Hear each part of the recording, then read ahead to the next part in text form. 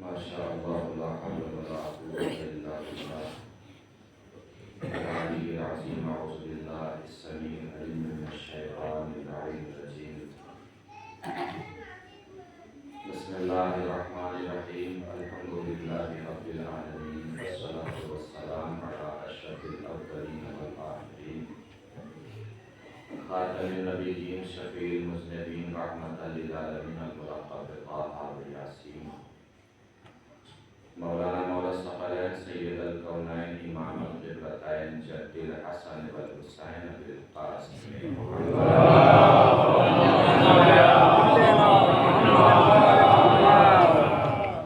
آل الطیبین الطاہرین المعصومین المظلومین المنتخبین المنتجبین الغر الميامین ولعنة الله على أعدائهم أجمعين من الآن إلى قيام يوم الدين أما بعد فقد قال الله الحكيم في القرآن الكريم بسم الله الرحمن الرحيم إنا أعطيناك الكوثر فصل لربك وانحر إن شانئك هو الأبتر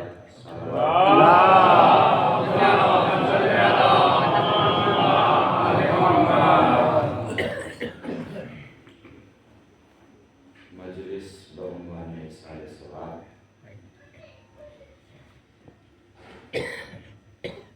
ماہ رمضان المبارک چل رہا ہے۔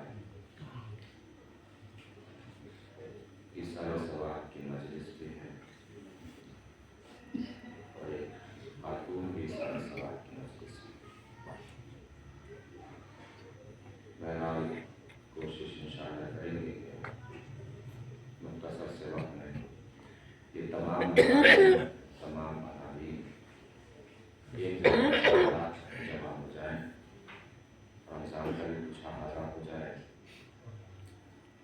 مجلس احسان ثواب کا بھی حقائق ہو جائے، اور اس سورہ کو سرنامہ کلام و بیان قرار دیا ہے اس کا بھی کچھ احاطہ ہو جائے۔ سورہ مبارکہ کوثر منسوب ہے شہزادی سلام اللہ علیہ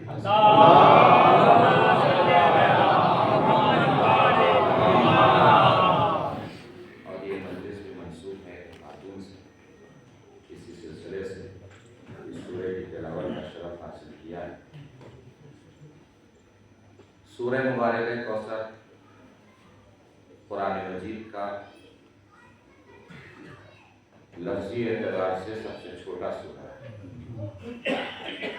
معانی و مفاہیم کے اعتبار سے ایسا پہلے سفار ہے کہ اگر تفسیر بیان کی جانے لگے تو لفظ کم پڑھنے لگتے ہیں، سورہ بڑا ہونے لگتا ہے۔ سورہ مبارکہ کوثر اس کا آغاز پروردگار عالم نے اس طرح فرمایا ہے، بسم اللہ الرحمن الرحیم انا اعطیناک الکوثر، رسول ہم نے تمہیں کوثر عطا کیا ہے۔ اب کوثر عطا کر دیا ہے تو آپ کی ذمہ داری کیا ہے؟ فصل لربک وانحر، اپنے رب کی نماز پڑھیے اور قربانی پیش کیجیے۔ قرآن مجید میں تقریباً 20 مقامات کے پروردگار عالم نے اپنے حبیب کو خطاب کرتے ہوئے فرمایا ہے، ربک، اے رسول میں تیرا رب ہوں، اے رسول میں تیرا رب ہوں، اے رسول میں تیرا رب ہوں۔ بندگی اتنی بلندی پر تو ہو کہ رب کو بھی کسی کو اپنا رب کہتے ہوئے اتراتا ہو،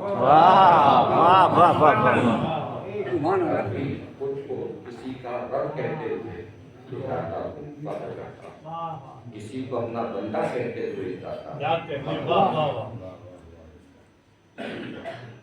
ان شانیہ کا ہوا ابتر، بے شک آپ کا دشمن ابتر ہے۔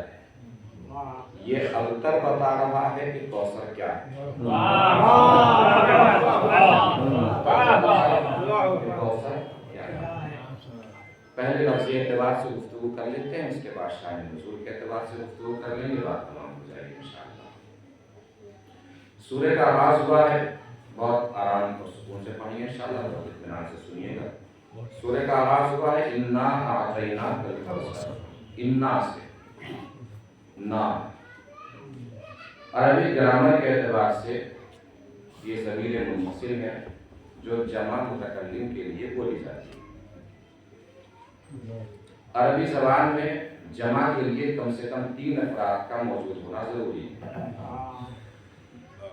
وہ ضمیر جو جمع کے لیے بولی جاتی ہے اللہ اس کو اپنے لیے استعمال کر رہا ہے، حالانکہ وہ جمع نہیں ہے، وہ تو واحد ہے۔ واحد میں بھی احد ہے، وہ اپنے لیے جمع کی ضمیر کیوں استعمال کر رہا ہے؟ تفاسیر میں جس کی وضاحت ہوئی ہے، جو نشر ہوئی ہے، وہ اس طرح ہے کہ پہلے تو یہ سمجھیے کہ اللہ واحد کی ضمیر کب استعمال کرتا ہے، واحد کی ضمیر کب یوز کرتا ہے۔ پہلا مقام جہاں اللہ واحد کی ضمیر استعمال کرتا ہے، جہاں اللہ لوگوں کو اپنی توحید کی دعوت دیتا ہے، وہاں واحد کی ضمیر استعمال کرتا ہے۔ جیسے اننی انا اللہ، میں ہی اللہ ہوں، لوگوں کو اللہ توحید کی دعوت دے رہا ہے تو یہاں واحد کی ضمیر استعمال کر رہا ہے۔ دوسرا مقام جہاں اللہ کوئی کام بغیر کسی واسطے اور وسیلے کے انجام دیتا ہے، وہاں واحد کی ضمیر استعمال کرتا ہے۔ جیسے انا الغفور الرحیم، میں ہی بخشنے والا ہوں، میں ہی رحم کرنے والا ہوں، تو اللہ یہاں واحد کی ضمیر استعمال کرتا ہے۔ اب جمع کی ضمیر کہاں استعمال کرتا ہے؟ پہلا مقام جہاں اللہ لوگوں کو اپنی عظمت دکھاتا ہے، لوگوں کو اپنی عظمت کی طرف بلاتا ہے، لوگوں کے سامنے اپنی عظمت بیان کرتا ہے۔ اللہ کو کیوں اپنی عظمت بیان کرنے کی ضرورت پڑ رہی ہے؟ اصل میں اللہ اپنی عظمت بیان نہیں کرتا، بلکہ اپنے ذریعے کسی اور چیز کی عظمت تک پہنچانا چاہتا ہے۔ وہاں اللہ جمع کی ضمیر استعمال کرتا ہے، جیسے بسم اللہ الرحمن الرحیم، انا نحن نزلنا الذکر وانا لہ لحافظون، ہم نے قرآن کو نازل کیا ہے، ہم نے قرآن نازل کیا ہے۔ یہاں جمع کی ضمیر استعمال کر کے فرما رہا ہے کہ سوال ہونے والا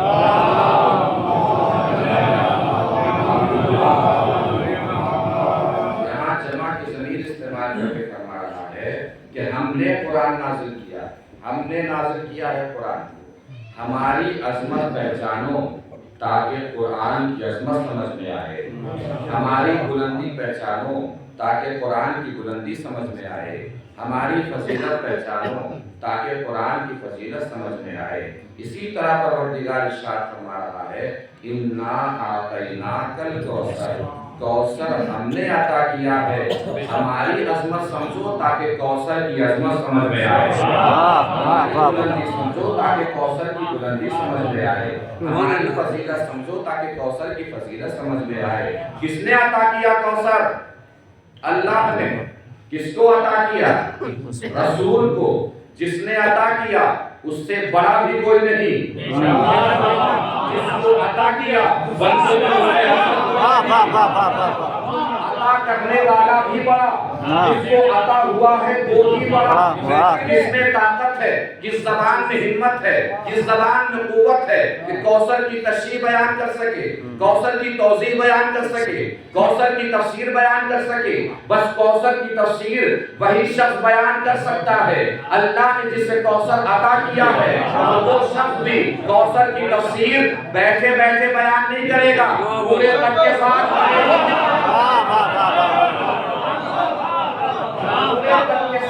ہو کے کوثر کی تفسیر بیان کرے گا۔ جب بھی بس میری سلامت میں شہزادی سلام اللہ علیہ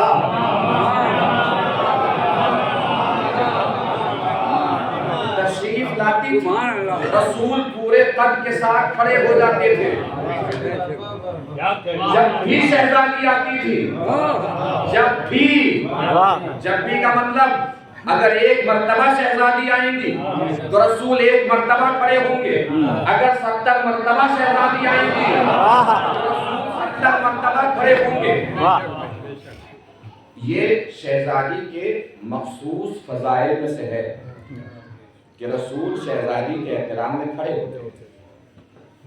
احترام میں کھڑے ہونا الگ بات ہے، کسی کے بھی احترام میں کوئی بھی کھڑا ہو سکتا ہے رسول مولا علی کے احترام میں بھی کھڑے ہو جاتے ہو، لیکن مولا علی کے مخصوص فضائل میں سے فضیلت نہیں ہے کہ رسول ان کے احترام میں کھڑے ہوتے تھے۔ صرف شہزادی کے مخصوص فضائل میں فضیلت ہے کہ رسول ان کے احترام میں کھڑے ہوتے تھے. بھرپور توجہ رکھیے گا، فضیلتوں کا ایک باب کرنے جا رہا ہوں. یہ بات طے ہے کہ شہزادی کے احترام میں رسول کھڑے ہوتے تھے، علی کے آنے سے رسول کھڑے نہیں ہوتے تھے. لیکن یہ بات بھی طے ہے، بھرپور توجہ عزیزو، پہنچے بات کو بتائیے گا. یہ بات طے ہے کہ شہزادی کے احترام میں رسول کھڑے ہوتے تھے. جب بھی شہزادی آتی تھی رسول پورے قد کے ساتھ کھڑے ہو جاتے تھے. علی کے آنے سے رسول کھڑے نہیں ہوتے تھے. لیکن یہ بات بھی طے ہے کہ علی کے آنے سے شوہر کے احترام میں زہرا کھڑی ہوتی تھی. نبی کھڑے ہوتے تھے، ایسے ہی علی آتے تھے، شوہر کے احترام میں زہرا کھڑی، زہرا کے احترام میں نبی کھڑے. اس بات کو یہی روک دیجیے. جتنی بھی سیادتیں ہیں کائنات میں سب شہزادی کے گھر میں ہیں. یقین نہ ہو تو چادر تطہیر دیکھیے، باپ نبیوں کا سردار، عورتوں کی سردار، شوہر نبیوں کا سردار، بیٹے جوانان جنت کے سردار، اور ایک آسمان سے آیا تھا وہ بھی فرشتوں کا سردار.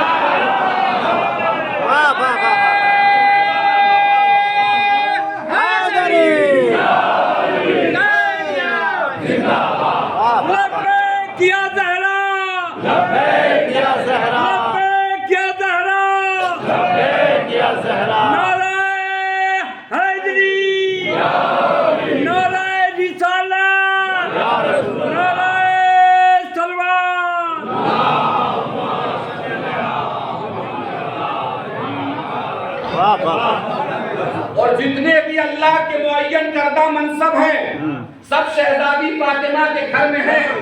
نبوت بھی زہرا کے گھر میں، امامت بھی زہرا کے گھر میں، رسالت بھی زہرا کے گھر میں، ولایت بھی زہرا کے گھر میں، وزارت بھی زہرا کے گھر میں، ولایت بھی زہرا کے گھر میں، خلافت بھی زہرا کے گھر میں. یہ بات طے ہے کہ علی کے آنے سے نبی کھڑے نہیں ہوتے تھے، لیکن علی کے آنے سے شوہر کے احترام میں زہرا کھڑی ہوتی تھی، زہرا کے احترام میں نبی کھڑے ہوتے تھے.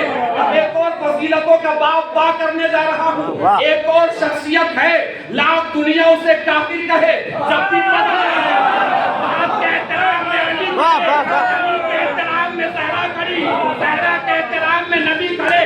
تاریخ انسانیت کا اکیلا انسان ہے ابو طالب جس کے احترام میں نبوت بھی کھڑی، ولایت بھی کھڑی.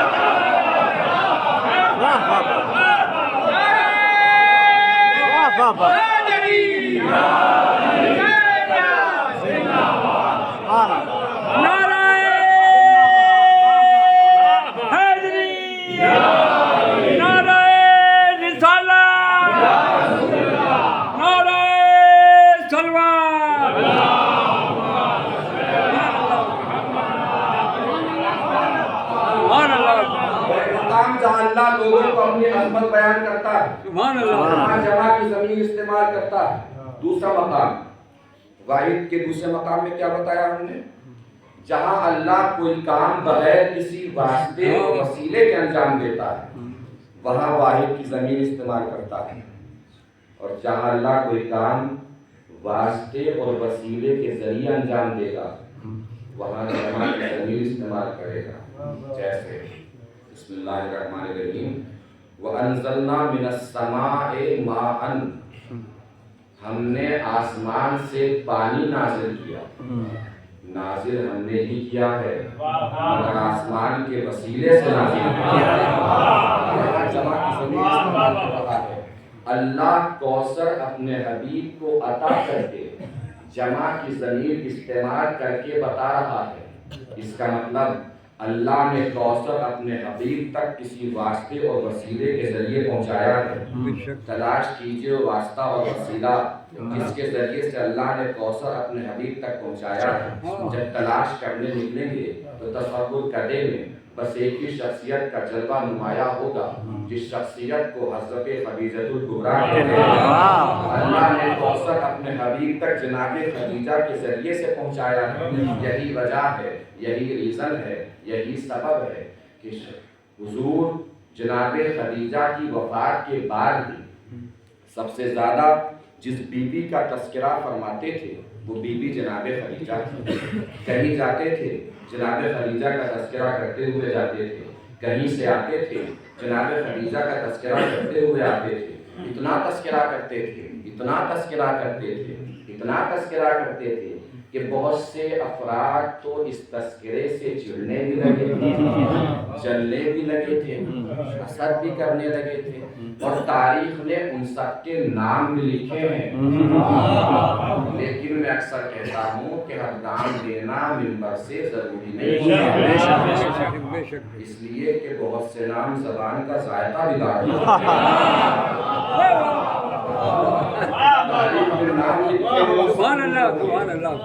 بولے کہ یا رسول اللہ یہ آپ کو کیا ہو گیا؟ ہر وقت خدیجہ کا تذکرہ، حالانکہ خدیجہ سے بہتر خواتین بھی آپ کو ملی۔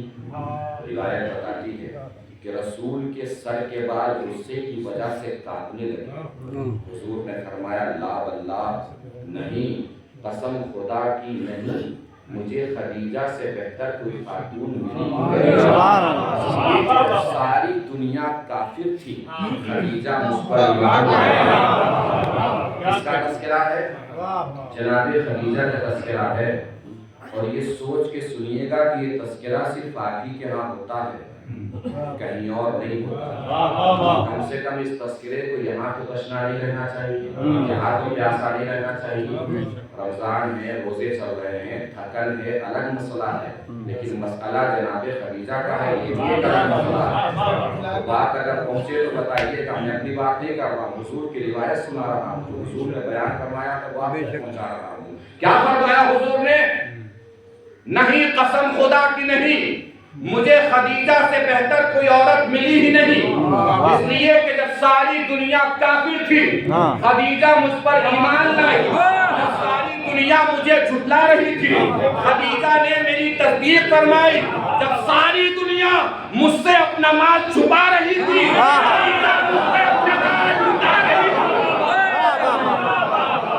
جب ساری دنیا مجھے طعنہ ابتر دے رہی تھی، اللہ نے خدیجہ کے ذریعے مجھے نسل کوثر عطا ہوئی۔ نسل کوثر کس ذریعے سے عطا ہوئی؟ حضور کو خدیجہ کے ذریعے۔ آگے اندہ کے آگے پروردگار نے کیا فرمایا؟ آتینا، آتینا یعنی دیا، ہم نے دیا۔ دینے کے لیے بھی عربی لغت میں دو لفظ استعمال ہوتے ہیں، اعطاء اور ایتاء۔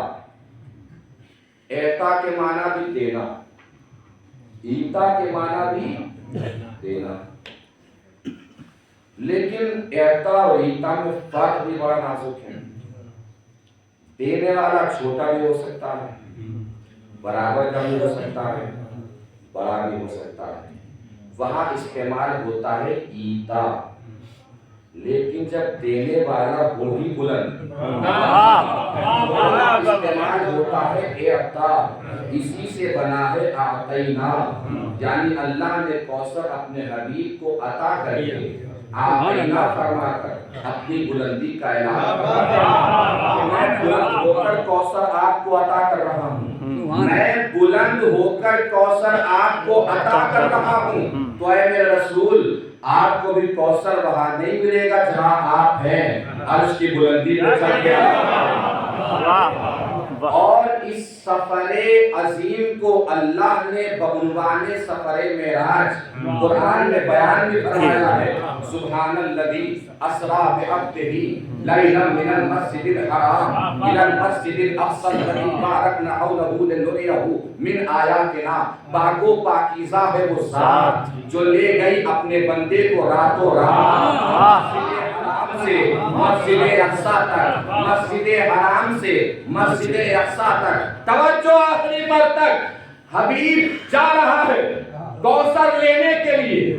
اللہ بعنوان سفر معراج سفر کوثر بیان کر رہا ہے قرآن میں، کس طریقے سے مسجد حرام سے آغاز ہے، مسجد اقصی پہ اختتام ہے، صحرا کو لینے کا سفر اللہ کرا رہا ہے اپنے حبیب کو، مسجد سے مسجد تک، مسجد سے مسجد تک، مسجد سے مسجد تک، یعنی اللہ نے پہلے ہی دل بتا دیا کہ صحرا کی عظمتوں کا محور مسجد ہوگی، صحرا کی عظمتوں کا مرکز مسجد ہوگی، صحرا کی عظمتوں کا مرکز مسجد ہوگی۔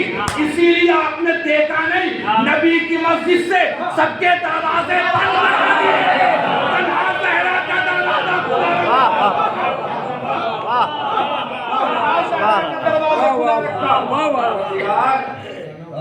سے روشندان کھول لے، بالکل نہیں۔ جب پروردگار نئے مسلمان ہیں، ناراض بھی ہو سکتے ہیں، انہیں تو ناراض صرف زہرا کھلے گا، اسی دن سے ہمیں اندازہ ہو گیا، اسی دن سے ہمیں پتہ چل گیا، اللہ کا قاعدہ بھی پتہ چل گیا کہ اللہ کی سنت بھی یہی ہے، دنیا ناراض ہو تو ہو، بس فاطمہ زہرا آغاز زمانے رسول میں عظمتوں کے دو ہی پتے تھے، عظمتوں کے دو ہی نشان تھے، عظمتوں کے دو ہی مقام تھے، عظمتوں کے دو ہی مکان تھے، عظمتوں کے دو ہی ایڈریس تھے۔ ایک مقام کو مسجد کہتے ہیں، ایک مقام کو کعبہ کہتے ہیں، اور دونوں میں فرق یہ ہے کہ مسجد میں صحرا کا دروازہ کھولا گیا، کعبے میں علی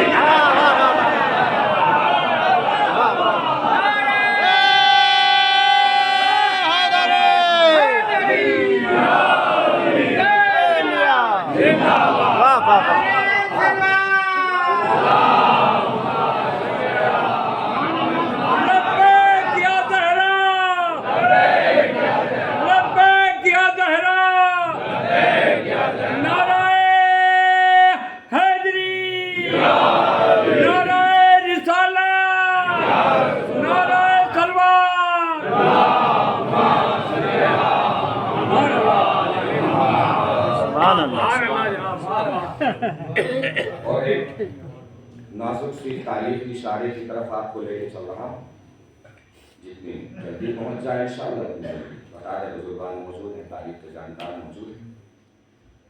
یہ جناب سیدہ کی عظمت ہے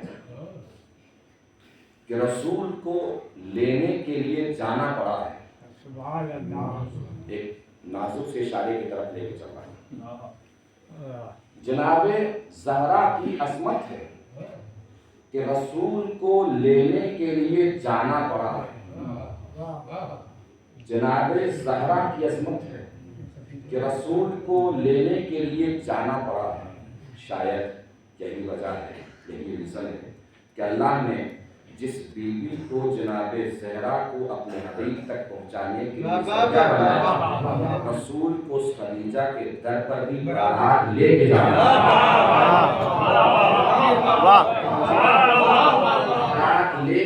پڑا ہے، بارات لے کے جانا پڑا ہے۔ اسے اللہ سے محمد ابروی صاحب سے پوچھ لیا کہ سرکار یہ لوگ ہر خاتون کا تذکرہ کر لیتے ہیں، جناب خدیجہ کا تذکرہ کیوں نہیں کرتے؟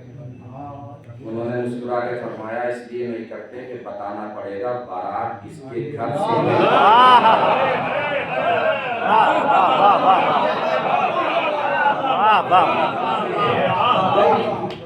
بلندی میں جا کے سن لیا ہے تو ایک جملہ اور سن لیا۔ ان سے کسی نے پوچھ لیا سرکار رسول کی بیویاں کتنی تھیں؟ انہوں نے فرمایا کہ مجھے تو نہیں پتا، میں نے تو بس ایک ہی کا ولیمہ بارات لے کر گئے ہیں رسول خدیجہ کے دروازے پر، خدیجہ کو لینے کے لیے رسول چل کے گئے ہیں۔ نہیں پہنچی بات، یہ کون رسول جا رہا ہے؟ علم اول، خلق اول، خلق اول، نور اول، نور اول، بصیرت اول، بصارت اول جا رہا ہے، سر پہ صحرا سجا کر بارات لے کر جناب خدیجہ کو لانے کے لیے، جناب خدیجہ کو لینے کے لیے، جناب خدیجہ کو لینے کے لیے۔ ابھی تک شاید عظمت جناب خدیجہ کی طرف متوجہ نہیں ہو پایا، رسول جا رہے ہیں خدیجہ کو لینے کے لیے۔ یہ کون رسول جا رہا ہے جو کبھی آیت لینے نہیں گیا، خدیجہ کو لینے کے لیے گیا ہے۔ خدیجہ اور ہیں اور بیویاں رسول کے گھر بھیجی گئی ہے، خدیجہ قرآن بنا کر لائی گئی ہے۔ के बाद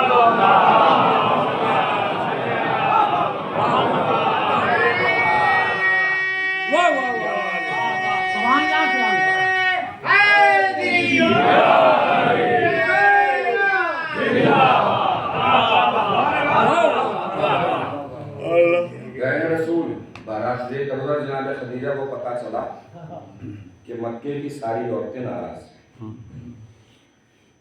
जनाब खदीजा ने सबको अपने घर बुलवाया। कैसे बुलवाया? सबकी दावत कर।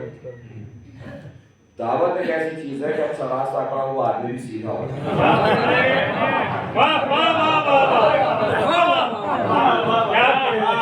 सबकी दावत करना, दावत करना बहरहाल उसका आदर सुन्नत है। मोमिन को खिलाना और मोमिन का खाना भी सुन्नत है, लेकिन रमजान में खाना सुन्नत नहीं है।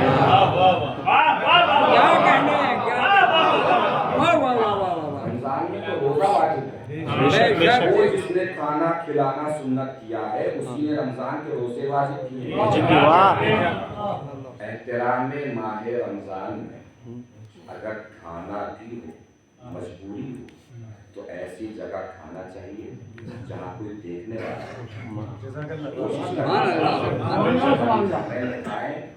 खुलेआम ना खाते थे। इसलिए कि खुलेआम खाने का मतलब ये है कि अल्लाह की हदों को तोड़ना। अल्लाह ने रोजे वाजिब किए हैं, तो अगर समझते हैं कि अल्लाह ने रोजे वाजिब किए हैं तो एहतराम माह रमजान में कोशिश करें। ये मैं किसी पे तंज नहीं कर रहा हूँ, सिर्फ एक दरख्वास्त कर रहा हूँ, एक गुजारिश कर रहा हूँ। बस्ती मोमिनों की बस्ती समझी जाती है, तो अमल भी मोमिनों वाली होता है। जो समझा जाता है उसी तरीके से अमल भी होना चाहिए। कोशिश ये करें कि अगर खाएं या खिलाएं भी तो दस्तरखान ऐसी जगह बिछाएं जहाँ आम रास्ता चलते हुए लोगों को दिखाई दे कि यहाँ दावतें आम चल रही हैं, यहाँ खुलेआम खाना खाया जा रहा है। रमजान है, रोजे जरूरी है, रोजे वाजिब है। रमजान में खुलेआम खाना यानी अल्लाह की हदों को तोड़ना है। मोमिन कभी भी अल्लाह की हदें नहीं तोड़ सकता। एक सलवार पढ़ने पर जुड़ के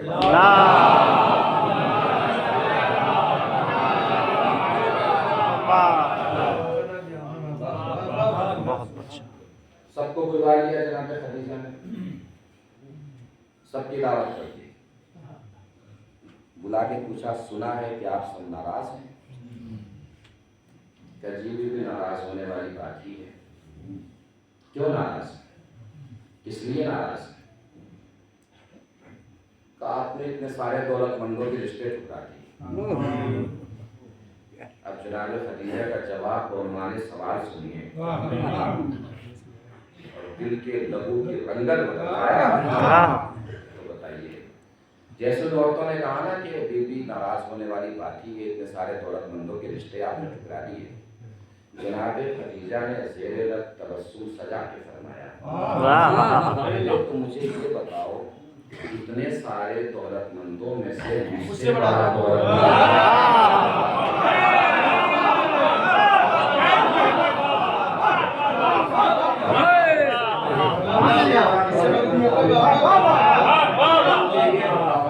जिससे मैं शादी कर रही हूँ उससे बड़ा सिद्दीक कौन है?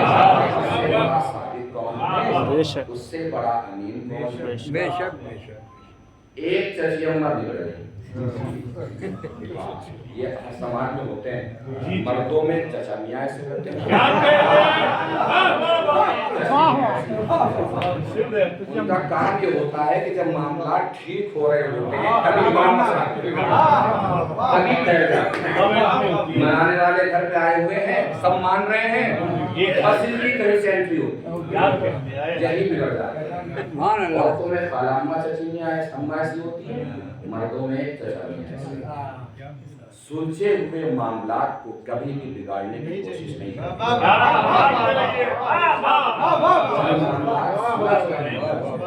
कभी भी मामले को बिगाड़ने की कोशिश नहीं करना चाहिए।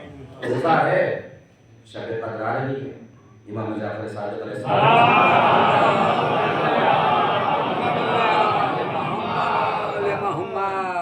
जो शब कद्र पा ले, जो कद्र पा ले, اور جاگے اس کے سارے گناہ معاف ہو جائیں گے۔ ایک شخص نے کہا کہ مولا میری بدقسمتی کہ میں لیلۃ القدر کو پا نہ سکا، میرے گناہ کیسے معاف ہوں گے؟ تو گھبرانے کی ضرورت نہیں ہے، کسی بھوکے کو کھانا کھلانا گناہ معاف ہو جائے گا۔ کہ مولا میں بھوکے کو کھانا بھی نہیں کھلا سکا، تو پھر ابھی پریشان ہونے کی ضرورت نہیں ہے، دو بچھڑے ہوئے بھائیوں کو ملا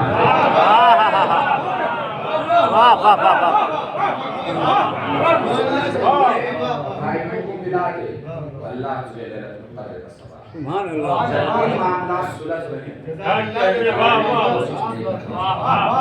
اس لیے کہ اعمال نامے میں ان کے نام جو معاملات سلجھا رہے ہیں اچھی طرف چلے جائیں، جس نے معاملہ بگاڑا ہے بری طرف چلے جائیں۔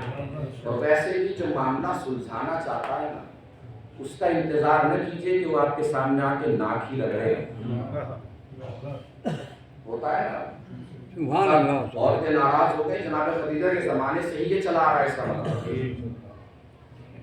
پورے سال جو لوگ بیٹھوں میں بیٹھتے ہیں وہی شادی کے وقت ناراض ہو جاتے ہیں، پورے سال کے ساتھ میں بیٹھ کے بھکا پیتے ہیں انہیں منائی۔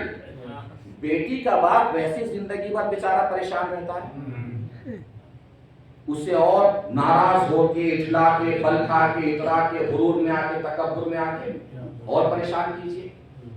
اب اسے منائیے جا کے، بھائی منائے گا تب جائیں گے۔ تب منانے کا مطلب کیا ہوتا ہے؟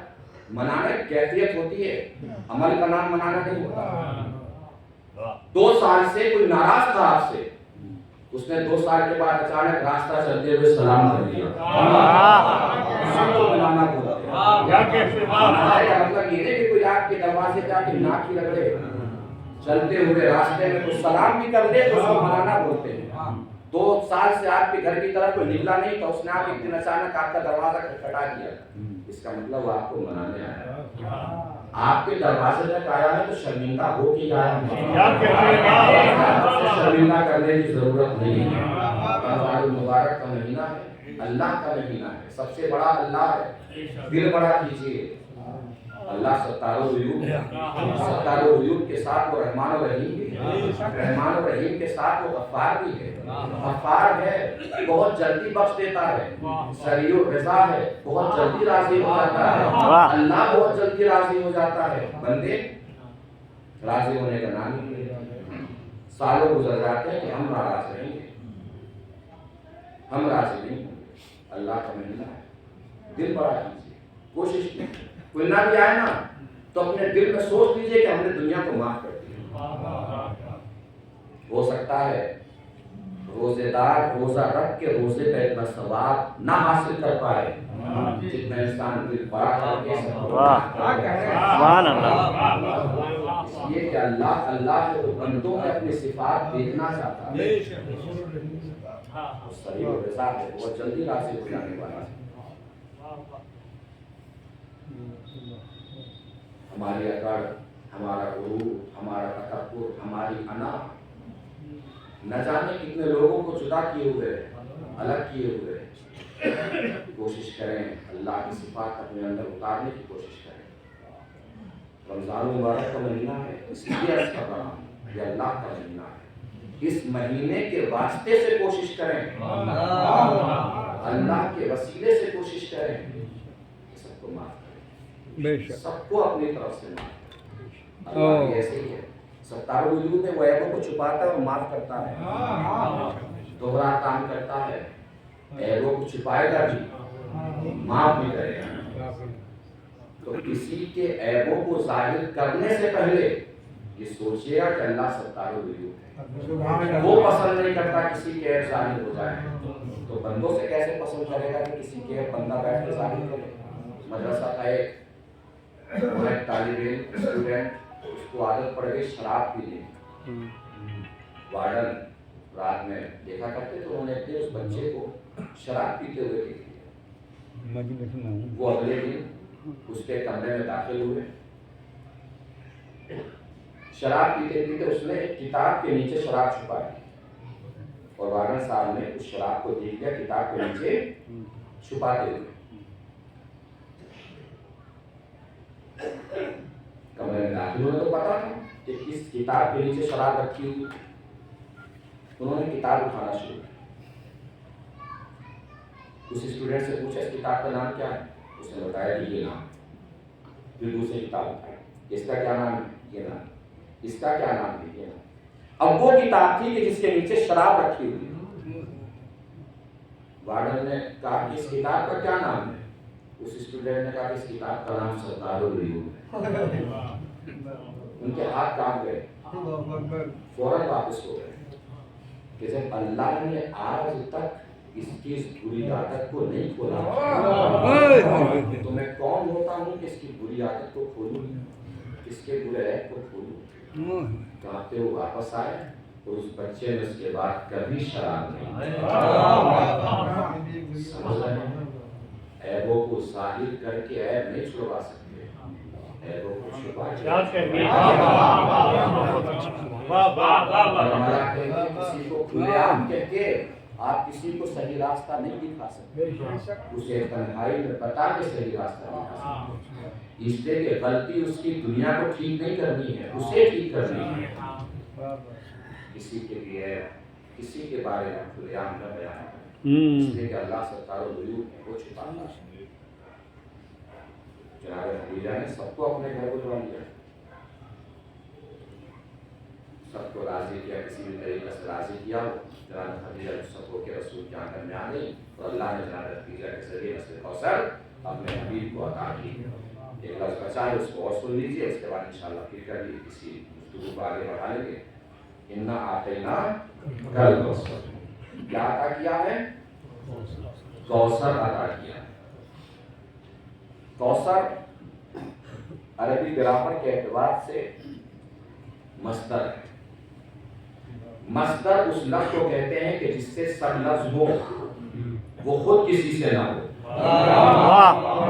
कौसर से मुराद है शहजादी फातिमा।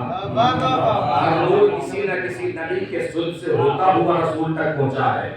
तन्हा नूर जनाब सैयदा है जो किसी और के सुल्ब में नहीं आता, रसूल को अता किया गया है। कौसर मस्तर है, मस्तर उस लफ्ज़ को कहते हैं जिससे सब लफ्ज़ हो वो खुद किसी से न हो। कौसर से मुराद शहजादी फातिमा है। शहजादी फातिमा से 11 इमाम है, शहजादी का नूर खुद किसी के नूर से नहीं। सुभान अल्लाह। मस्तर है तो किस चीज का मस्तर है, आखिरी बात सुनिए। मस्तर है तो किस चीज का मस्तर है, कौसर मस्तर है खैरे कसीर का। किस चीज का मस्तर है, खैरे कसीर का। हाफिज फरमान अली साहब अल्लाह मकामों के कुरान में सूरह के हाशिए पर ही मिल जाए। कौसर मस्तर है खैरे कसीर का, यानी हर खैर मिलेगा कौसर से। कौसर है फातिमा, जो भी खैर है वो फातिमा से मिलेगा। खैर क्या है, कुरान ने फिर आवाज दी, वरिस्को रब्बे का खैर व अबका, तुम्हारे रब का रिस्क खैर है, जो भी रिस्क है वो खैर है। खैर मिलेगा कौसर से, कौसर है फातिमा। अब रिस्क क्या क्या है, दौलत रिस्क, जाहो हसम रिस्क, सल्तनत रिस्क, औलाद रिस्क, माल रिस्क, इज्जत रिस्क, हुकूमत रिस्क, सल्तनत रिस्क, खाना रिस्क, पानी रिस्क, रोटियां रिस्क। दौलत चाहिए जाइए तेरे फातिमा पर, इज्जत चाहिए जाइए तेरे फातिमा पर, औलाद चाहिए तेरे फातिमा पर, खाना चाहिए चाहिए तेरे फातिमा पर, पानी चाहिए चाहिए तेरे फातिमा पर, रोटियां चाहिए चाहिए तेरे फातिमा पर, रोटियां चाहिए चाहिए तेरे फातिमा पर। इसलिए आपने देखा नहीं, आसमान के फरिश्ते भी रोटियां लेने आसमान के तख्त पे नहीं गए, फातिमा ज़हरा के दरवाजे पर ले गए। कहाँ ले गए रोटियां, जन्नत में ले जाकर रख दी गई रोटियां। यही खबर मिली है हमें, यही हम तक इत्तला पहुंची है, यही हम तक खबर आई है कि रोटियां ले जाके जन्नत में रख दी गई। जन्नत में कौन भूखा प्यासा बैठा था, इसे रोटियों की जरूरत थी। आखिरी पर तक तवज्जो, इस कबीले का आखिरी जुमला है, बात समेटने जा रहा हूँ, तमाम करने जा रहा हूँ। आप में से जिसकी नजर मेरी नजर तक पहुंच जाए, जिसकी फिक्र मेरी फिक्र तक पहुंच जाए, यहाँ बैठा हुआ हर शख्स मेरी आवाज में पूरी ताकत से आवाज मिलाकर जनाब सैयदा की अजमतों को सलाम पेश करेगा। पर रोटियां ले जाके रखी गई जन्नत में, हो सकता है जन्नतियों के जन्नत में जाने से पहले अल्लाह उनके खाने पीने का इंतजाम कर रहा है। فاطمہ سے روٹیاں در فاطمہ ہی سے کیوں منگائیں پروردگار؟ شاید آواز کبریائے اس لیے در فاطمہ سے روٹیاں منگائیں تاکہ دنیا کو پتہ چل جائے سنبھل کے جنت آنا، اس دنیا میں بھی زہرا کے ٹکڑوں پر بنے ہو، اس دنیا میں بھی زہرا کے ٹکڑوں پر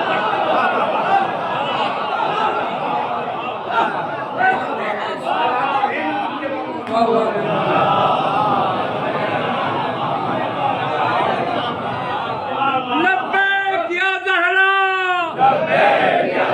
لبیک یا زہرا،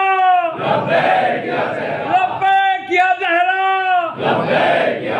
نعرہ حیدری، نعرہ رسالت، نعرہ صلوات۔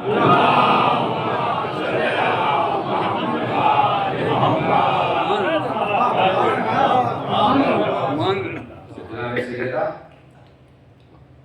کردار کے اعتبار سے عظمتوں کا ایسا محور ہے جو اپنی صرف کے ہر رخ میں بلندیوں پر ہے،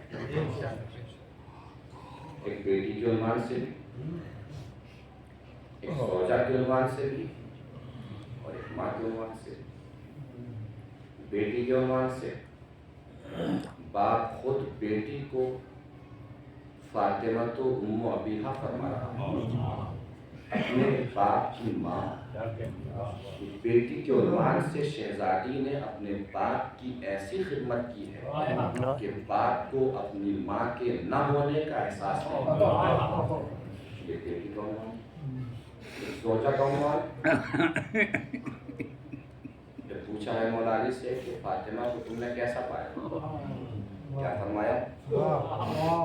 فاطمہ کو میں نے اپنی عبادتوں میں مددگار بنایا۔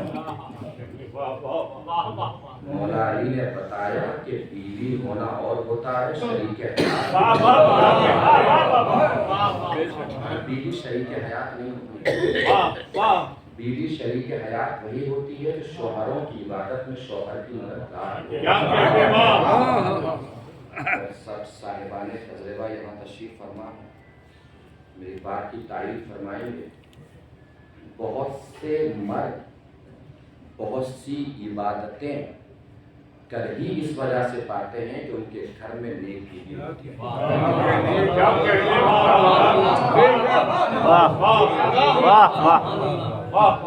اگر بیوی نیک نہ ہونا تو بہت سی عبادتیں مرد کر ہی نہیں پاتے۔ بیوی تعلق والی ہے، اچھے جذبات کے ساتھ آئی ہے، رشتوں کو نبھانے والی ہے، تو گھر میں امن بھی ہے، سلامتی بھی ہے، اطمینان بھی ہے، وقار بھی ہے، عزتیں بھی ہیں، معیار بھی ہے، گھر میں رونقیں بھی ہیں، بہن بھائیوں کا آنا جانا بھی ہے، ماں باپ کی خدمتیں بھی ہیں، دوستوں کے اڈے پتے بھی ہیں، پڑوسیوں کا حال چال بھی ہے، گاؤں والوں کی خبر بھی ہے۔ اور بیوی جذبات سے خالی آ جائے نا تو گھر میں بھائیوں کا آنا دوبھر کر دیتی ہے، بہنوں کا آنا جانا دوبھر کر دیتی ہے۔ بہنوں اور بھائیوں کا آنا جانا چھوڑیے، گھر میں دریچے چھوڑیے، دیواریں اٹھ جاتی ہیں۔ یہ سارے سماجی اور معاشرتی تہذیب اور وقار انسان بچا ہی اپنی نیک بیوی کی وجہ سے پاتا ہے۔ اس لیے کہ وہ نیک بیوی صرف نیک بیوی بن کے نہیں آتی، آنے والی نسل کی ماں بن کے آتی ہے۔ سبحان اللہ۔ بیوی کسی ایک شخص یا شخصیت کا نام نہیں ہے، بیوی ایک انجمن کا نام ہے جہاں سے نسل تربیت پاتی ہے، ایک نسل بنتی ہے۔ اگر بیوی اچھی ہو تو اولاد زمانے کو مفید نہیں شیخ مفید جیسی ہوتی ہے۔ اگر بیوی اچھی نہ ہو تو آپ دیکھ لیجیے، یزید اور کربلا آسمان سے نہیں ٹپکے تھے، کسی آغوش کے پالے تھے، کسی آغوش میں تربیت پائے تھے۔ جب یہ بات طے ہے کہ بیوی صرف بیوی نہیں آنے والی نسل کی ماں ہوتی ہے، تو چاہے اپنی بیوی تلاش کریں، اپنے بچوں کی بیوی، بیوی کم تلاش کرے، آنے والی نسل کی ماں زیادہ تلاش کرے، بیوی کم تلاش کریں، آنے والی نسل کی ماں زیادہ تلاش کریں، اور یاد رکھیں ماں ہمیشہ باشعور لائیں، بے شعور نہ لائیں۔ میں نے یہ نہیں کہا کہ بہت پڑھی لکھی ماں لے کر آئیے، کم پڑھی لکھی مت لائیے، کبھی کبھی کم پڑھا لکھا انسان بھی بہت باشعور ہوتا ہے، کبھی بہت پڑھ لکھ کے بھی انسان بے شعور ہو جاتا ہے۔ آنے والی نسل کی ماں باشعور لائیے، بے شعور مت لائیے، اس لیے کہ اگر ماں بے شعور ہو تو چاہے کسی کی بھی ماں ہو حیدر کے مقابلے پہ آ جاتی ہے، بے شعور ہو تو چاہے کسی کی بھی ماں ہو حیدر کے مقابلے پہ آ جائے گی، اور اگر ماں باشعور ہو تو چاہے کافر کی ماں ہو زندگی بھر اپنے بیٹے کو یہی سمجھائے گی بیٹا کسی کے بھی مقابلے پہ حیدر کے مقابلے پہ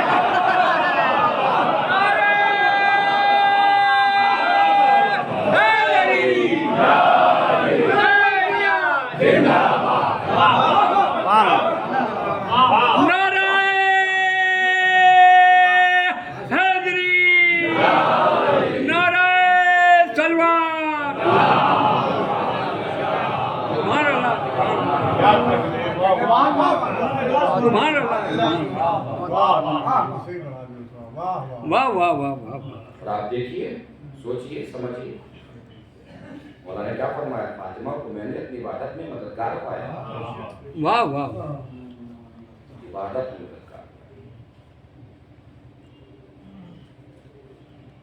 کیا لوگ، واہ واہ۔ مولا نے پوچھا کہ شہزادی کچھ خواہش تمنا ہے؟ کہ جس گھر میں حسن حسین جیسے بچے کو کیے دیا، اس ماں کو کیا تمنا ہو؟ پھر بھی کوئی تمنا، کوئی عرض، ایک انار مل جاتا، واقعہ بچپن سے ہم سن گئے، واقعہ تو واقعی ہوتا ہے، اپنی زندگی کے اعتبار سے واقعے کی کیفیت بدل دیتے ہیں۔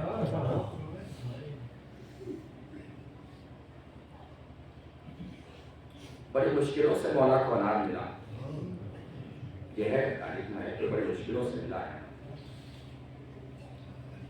انار لے کر مولا چلے، یہ غریب کے کرانے کی آواز ہے۔ تو ذہن میں رکھیے گا کہ فاطمہ کو میں نے اپنی عبادت میں مددگار پایا، غریب کے کرانے کی آواز ہے، مولا اس طرف چل دی۔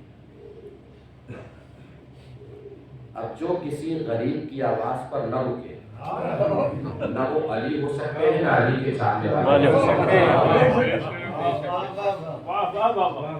چلے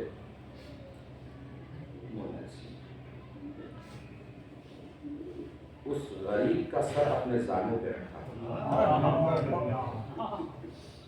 کیفیت محسوس کیجیے، ماہ رمضان اللہ کی عبادتوں کو قبول فرمائے، آپ کے آنسوں کو قبول فرمائے، آپ کے اشکوں کو قبول فرمائے۔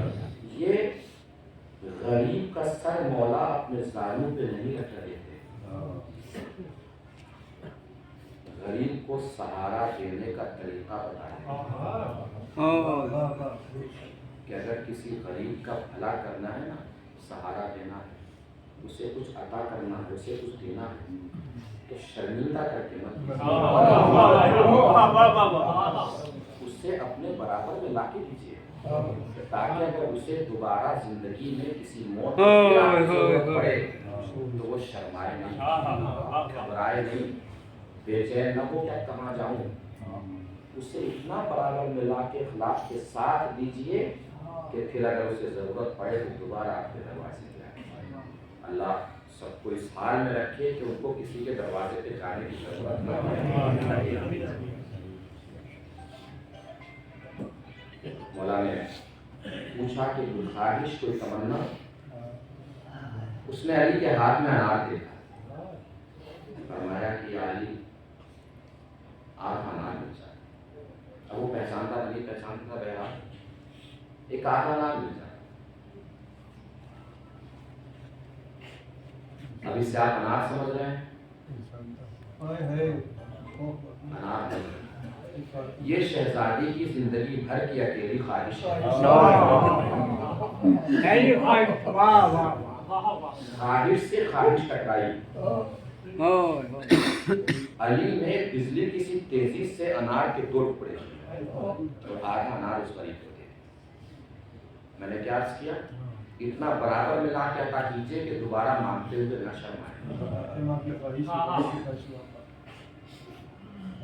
انار اس نے کھایا، حلق درد ہوا، پھر پوچھا اور کچھ ضرورت؟ کہا اور مل جاتا۔ علی نے پورا انار اس غریب کو دے دیا۔ اب سمجھ میں آیا عبادتوں میں مددگار بیوی کیسے ہوتی ہے۔ ایمانداری سے بتائیے، اپنے کو رکھ کے سوچئے، اکیلی خواہش زندگی بھر کی بیوی کرے، اس میں ہمت غریب کو دے کے آ جائے۔ لیکن علی نے پورا انار اس غریب کو دے دیا اور پھر گھر کی طرف جاتے ہوئے پاؤں میں لغزش نہیں ہے، اس لیے کہ علی کو پتا ہے کہ گھر میں فاطمہ جیسے جو میری عبادت ہے علی چل دی۔ اب یہاں سے شہزادی نے شریک حیات کی سیرت بتائی کہ شریک حیات بیوی کیسی ہوتی ہے۔ جب بات کیا دروازہ کھلا، دروازہ کھلا تو زہرا نے مسکرا کے فرمایا یا علی تو انار کتنے اچھے تھے جواب۔ پتا شہزادی کو بھی تھا کہ انار علی نے نہیں بھیجے ہیں، انار تو جنت سے اترے ہیں، مگر جو اپنے شوہر کو زندگی کے کسی موڑ پر بھی شرمندہ ہونے دے، نہ وہ زہرا ہو سکتی ہے نہ زہرا کی چاہنے والی ہو۔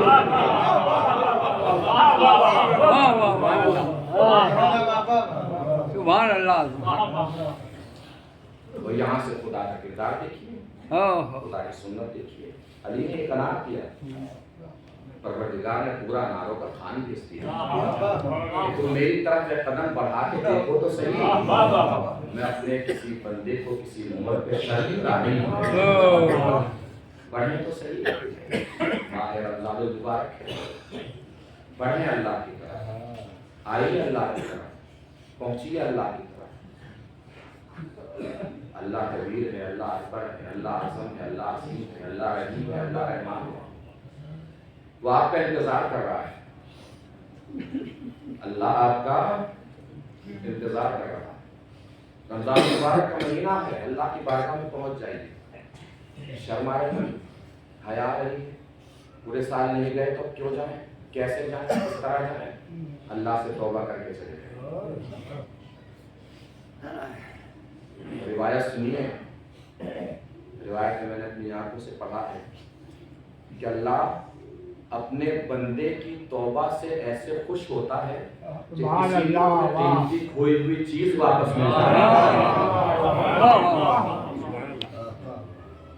اللہ سوچتا ہے کہ آج میرا بندہ مجھے واپس مل گیا، توبہ کیجئے، پہنچ جائے اللہ کی بات۔ اور یہ افراد جو مستقل پورے سال مسجد میں رہتے ہیں، وہ کسی نئے آنے والی کی طرف گھور کے نہ دیکھیں،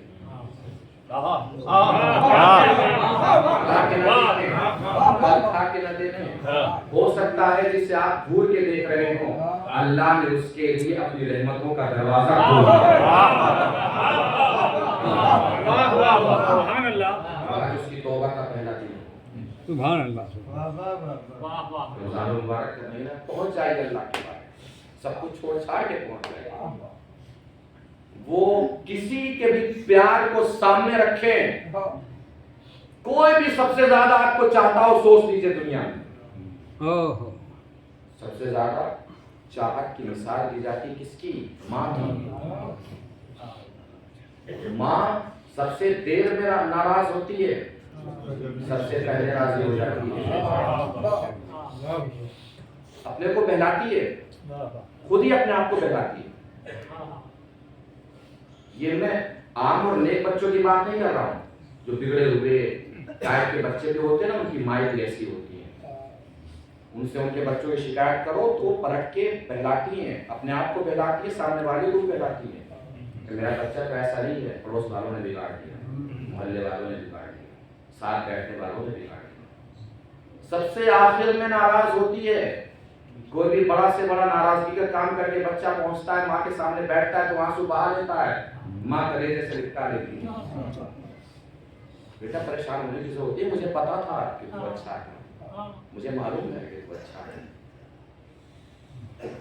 یہ ماں کا دل خود نہیں بنا ہے، یہ کسی نے بنایا ہے. سوچئے جب ماں کے دل میں اتنا رحم و کرم ہے، اللہ جس نے ماں کا دل بنایا ہے، اللہ کے دل میں اپنے بندے کے لیے واہ واہ نعرے حیدری زندہ سبحان اللہ. پہنچ جائیں اللہ کی بات، چلے جائیں. اللہ انتظار کر رہا ہے، آپ سب کا انتظار کر رہا ہے، ہم سب کا انتظار کر رہا ہے. اس نے مہینہ رکھا ہی شاید اس لیے ہے کہ وہ لوگ، وہ بندے میرے جو بچھڑ جاتے ہیں، مجھ سے الگ ہو جاتے ہیں، دور ہو جاتے ہیں، انہیں میرے قریب آنے کے بہانہ تو ملے، ایک ذریعہ تو ملے، ایک راستہ ملے. مجلس میں آئے، مجلس اعزا فرش اعزا پہ بیٹھے ہیں، مجلس اعزا میں شریک ہو رہے ہیں. اللہ کا بھی خیال رکھنا ہے، اللہ کے بندوں کا بھی خیال رکھنا ہے. صرف بندوں کو راضی کرنا ایک الگ مسئلہ ہے، بندوں کے ذریعے اللہ کو راضی کرنا ایک الگ مسئلہ ہے. ماں کو راضی رکھیے، باپ کو راضی رکھیے، بہن بھائی کو راضی رکھیے. مجلس اعزا میں شریک ہوتے ہیں، فرش اعزا پہ بیٹھتے ہیں، آنسو بہاتے ہیں، اشک بہاتے ہیں، تو کم سے کم یہاں پہ آنے کا اتنا فائدہ تو ہونا چاہیے کہ ہمیں اپنے رشتوں کا احترام کرنا آتا ہو، یا نہیں ہونا چاہیے. اتنا نہیں فائدہ. کربلا سنتے تو سوچئے کربلا میں کون سا رشتہ تھا جو موجود نہیں تھا. ماں بیٹی کا رشتہ، بھائی بہن کا رشتہ، پھوپھی بھتیجے کا رشتہ، ماموں بھانجے کا رشتہ، باپ بیٹی کا رشتہ، ماں بیٹی کا رشتہ، بہن بھائی کا رشتہ، بہن بہن کا رشتہ، بھائی بہن کا رشتہ. سارے رشتے کربلا میں موجود تھے. بس ایک رشتہ بچا تھا، دوست کا رشتہ. حسین نے اسے بھی خط بھیج کے بلا لیا، اور رشتوں کا ایسا گلدستہ حسین نے تیار کیا اور اس کے ذریعے سے دین کی اس طریقے سے حفاظت فرمائی کہ عقیدت کے کانٹے آج تک اس گلدستے کا کچھ بگاڑ نہیں پائے. اپنے رشتوں کا ہمیں احترام کرنا آنا چاہیے. بھائی کا احترام کریں، بہن کا احترام کریں، ماں کا احترام کریں. احترام ہم کرتے ہیں، یہ مجلس اعزا رشتوں کا احترام ہی ہے. ہم بتاتے ہیں کہ اپنے مرنے والوں کو بھی بھولے نہیں ہیں، اپنے مرحومین کو بھی بھولے نہیں ہیں، اور اتنا احترام کرتے ہیں مرحومین کا تو کہ دسترخوان بھی جو موت کے بعد سجایا جاتا ہے اس کی نظر کے لیے، فاتحہ کے لیے، اس پر بھی ایسی چیزیں سجاتے ہیں کہ جو مرنے والے کو پسند تھی. یہ کیوں رکھا ہے؟ ابا کو بہت پسند تھی، چچا کو بہت پسند تھی، تایا کو بہت پسند تھی، بھائی بہن کو بہت پسند تھی. یہ میرے ہاتھ جڑے ہیں. جن رشتوں کا احترام ہم مرنے کے بعد اتنا کرتے ہیں، انہیں رشتوں کا احترام اگر ہم زندگی میں کرنے لگے ہماری یہ دنیا میں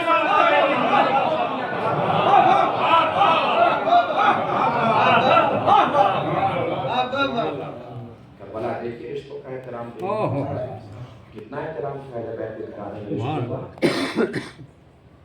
جب شادی کی ہے جناب عبداللہ سے جناب زینب کی مولا کائنات نے، تو فرمایا عبداللہ دیکھو دنیا میں باپ بیٹے بہت ہیں مگر یعقوب اور یوسف جیسے باپ بیٹے نہیں. دنیا میں باپ بیٹی بھی بہت ہیں مگر رسول اور زہرا جیسی باپ بیٹی نہیں ہے.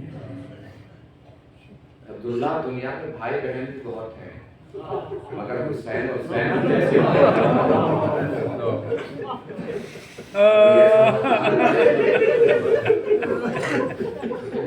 مدینہ چھوڑنا پڑے.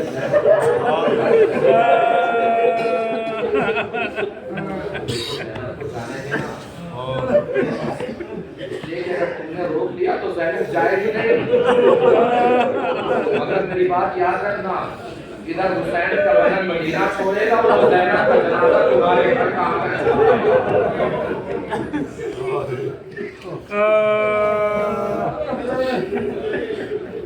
خاتون کے سارے ثواب کی وجہ سے ان خواتین کے سارے ثواب کی طرف مجالس ہوتی ہیں، مجلسیں ہوتی ہیں، No. زیادہ شہزادی خاتون وغیرہ کے مسائل پر جا کے مرضی No. شہزادی کے اور وہیں سے آپ احترام دیکھیے، کتنا احترام رشتوں کا، کس قدر احترام ہے رشتوں کا، رشتوں کا شہزادی نے اتنا احترام کیا ہے کہ شہزادی کی پسلیاں ٹوٹ گئی۔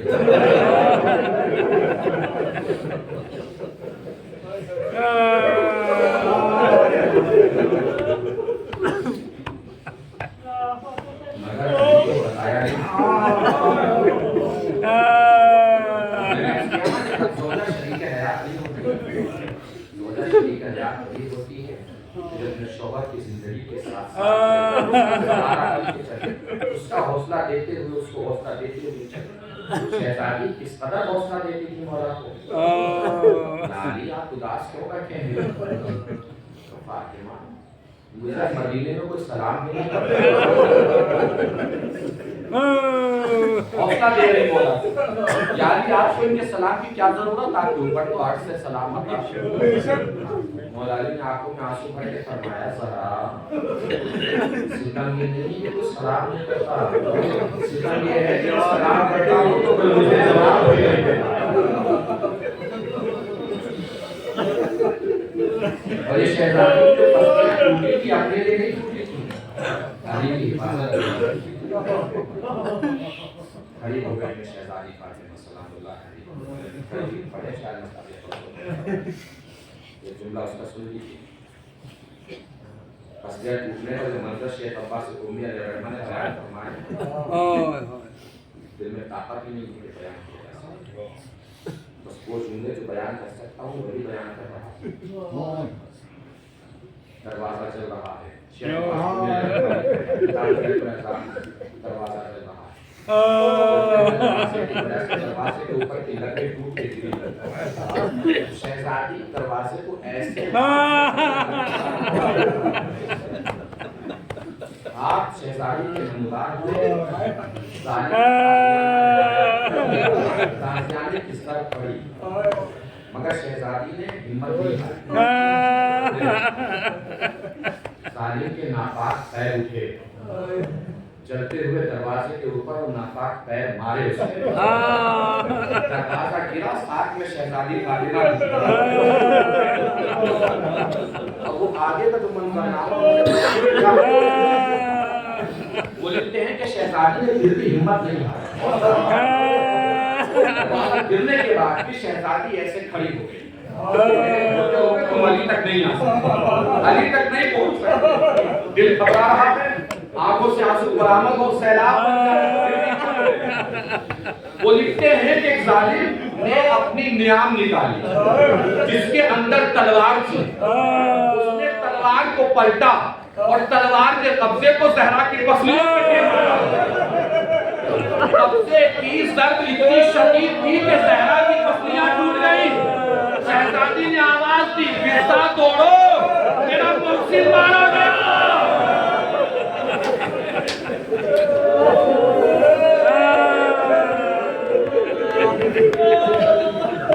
اللہ کی آواز و رحمت